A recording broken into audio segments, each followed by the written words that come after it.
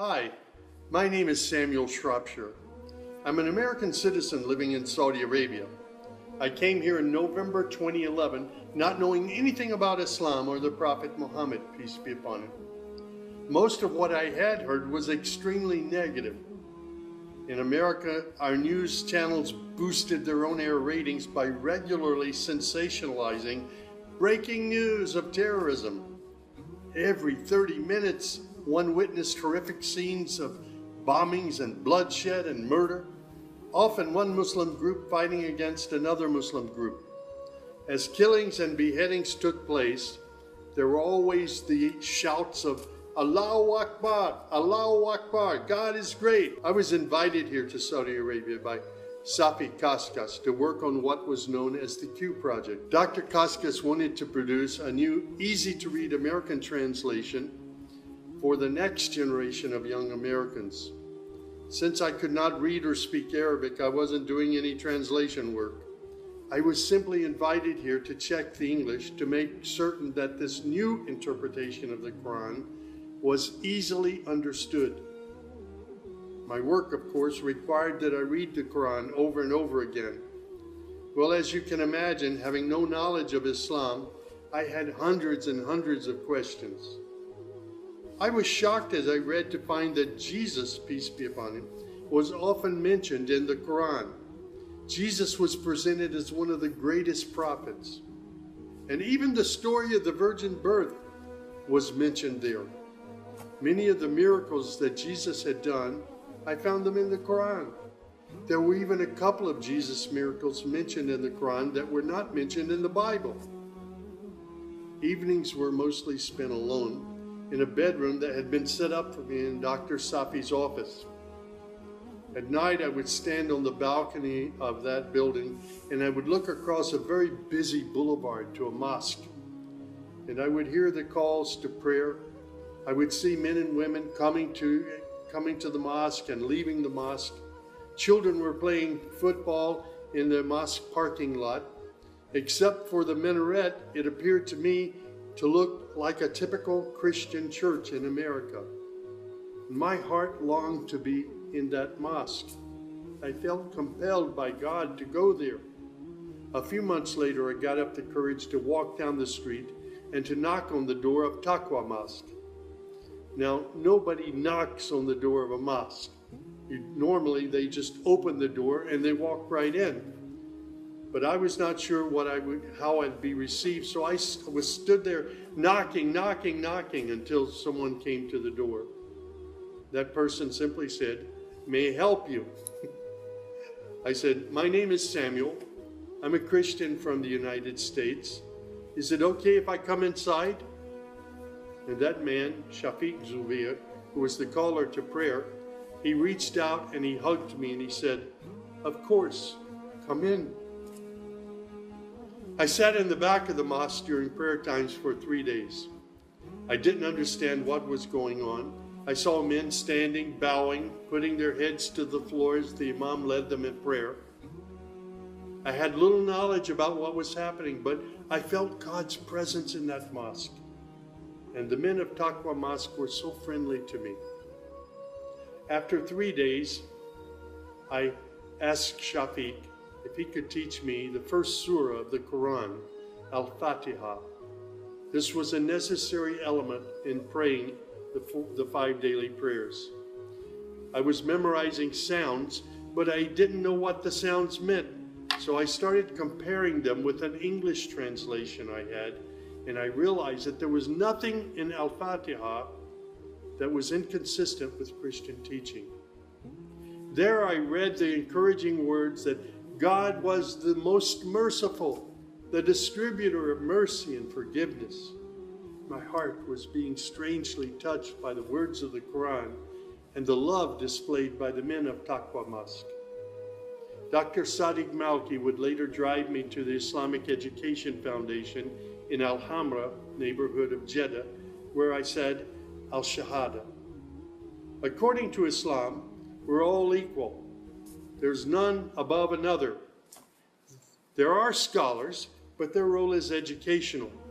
As for the relationship with God, it's personal, it's direct. The faith itself is simple and clear. It's summed up in just 6 points. There is one true God who is unlike any other being. He is neither born nor does he give birth. He has neither spouse nor offspring. Nothing is comparable to him. He's all-powerful. He knows everything perfectly. He is the most merciful. Secondly, a belief in angels who are indeed the servants of God. They obey God's bidding and they do whatever they're commanded to do. They don't have any free choice. Thirdly, there's a belief in divine revelations. Islam acknowledges that God revealed scriptures including the Torah, the Gospel, the Psalms. However, down through the ages, many of these divine revelations had become distorted and somewhat corrupt. The Quran, which also contains God's revelations, is intact. It hasn't changed from the very beginning. The Quran, which also contains God's revelations, is still intact in its original form. Fourthly, there's a belief that in all earlier prophets and God's messengers, not just Muhammad. They believe in Abraham and Isaac and Moses and Jesus and hundreds of other prophets. They believe that the prophets were the best of mankind. Muslims believe in the last day. That's to say, this includes the belief in all that God and his messenger have told us about what happens after death, including recording of good and bad deeds, the resurrection and the gathering of all creatures, the reckoning that will take place on the great judgment day, the prophet's intercession, as well as heaven and hell. Man's ultimate aim will be to save himself on that day. Muslims believe in the divine destiny of predestination. Whatever God wills is certain to take place, and what he has not willed will never take place. This present life is a test for man, and man should endeavor to pass this test. These tenets of faith appeared to me entirely consistent with human nature. And then I asked, how can one become a Muslim? My search showed me that one needs to fulfill 5 specific duties, which are called the pillars of Islam. These are: first, a declaration to believe and to say verbally, I witness that there is no other deity other than God, and that Muhammad, along with all the other prophets, is God's messenger. Prayer is an important part of a Muslim's life.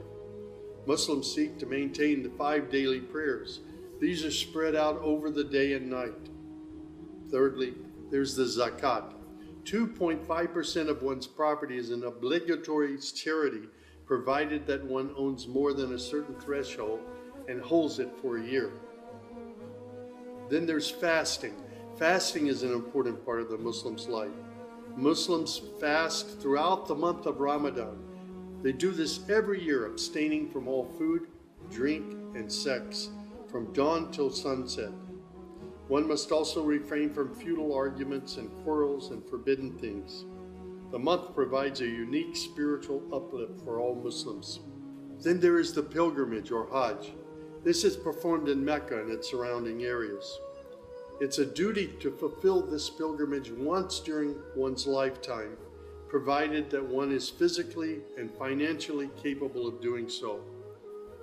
People often ask me, Sam, how did you become a Muslim?